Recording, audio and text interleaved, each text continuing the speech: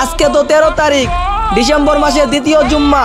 হে আল্লাহ, দ্বিতীয় জুম্মা দিন ছিল আপনার কাছে একটাই চাওয়া, হে আল্লাহ এই শীতের প্রচুর ঠান্ডা রাত্রিগুলো কত অসহায় মানুষ পথে ঘাটে থাকে, হে আল্লাহ আপনি তো সবই দেখেন, আপনি তাতে সকল প্রকার বিপদ আপদ ও অসুস্থ হাত থেকে হেফাজতে রাখুন। সকলেই বলি আমিন।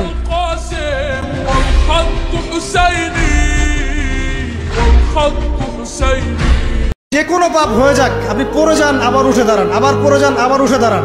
পাপ হচ্ছে হোক, হতাশ হয়েন না।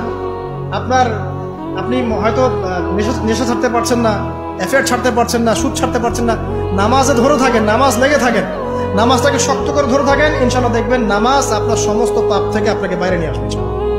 আল্লাহকে স্মরণ করে যারা কাটতে পেরেছে তাদের জন্য সুসংবাদ, ওই চোখ জাহান্নামের আগুন দেখবে না যেই চোখ দিয়ে আল্লাহর ভয়ে আল্লাহর স্মরণে অশ্রু প্রবাহিত হয়েছে। সেই চোখ জাহান্নামের আগুন দেখবে না যেই চোখ আল্লাহর ভয়ে কেঁদেছে। আল্লাহ পাক আমাদেরকে তার ভয়ে কাঁদার তৌফিক দান করুন, আমিন। পরিবার হচ্ছে শান্তির নীড়, যার পরিবার নাই সে নীড়হারা পাখির মতো, ঠিক কিনা? এর সেবা করার কেউ নাই, এর খোঁজ খবর নেয়ার কেউ নাই, একে ভালোবাসার কেউ নাই। পরিবারের ভেতরে আছে ভালোবাসাবাসী, পরিচর্যা, অসুস্থ হলে সেবা শুশ্রূষা, যত্ন আত্মি।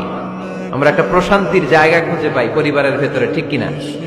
এজন্য আমি যদি জান্নাতে যাই, আমি চাই আমার পরিবারের সবাইকে নিয়ে যাব, ঠিক কিনা? যে দেশে আল্লাহু আকবার ধ্বনির সাথে সূর্য উঠে যায়, যে দেশে আল্লাহু আকবার ধ্বনির সাথে সাথে সূর্য ডুবে যায়, সে দেশে আর কিছু থাকবে না থাক, আমার ইসলাম থাকবেই। এদেশে আর কিছু থাকবে না থাক, আমার কোরআন থাকবেই। এদেশে আর কিছু থাকবে না থাক, আমার নবীর ভালোবাসা থাকবেই। আমরা ইসলামের জন্য, কোরআনের জন্য সব বিলিয়ে দিতে রাজি আছি না নাই? কারা কারা রাজি হাত তুলে আল্লাহর দেখায়।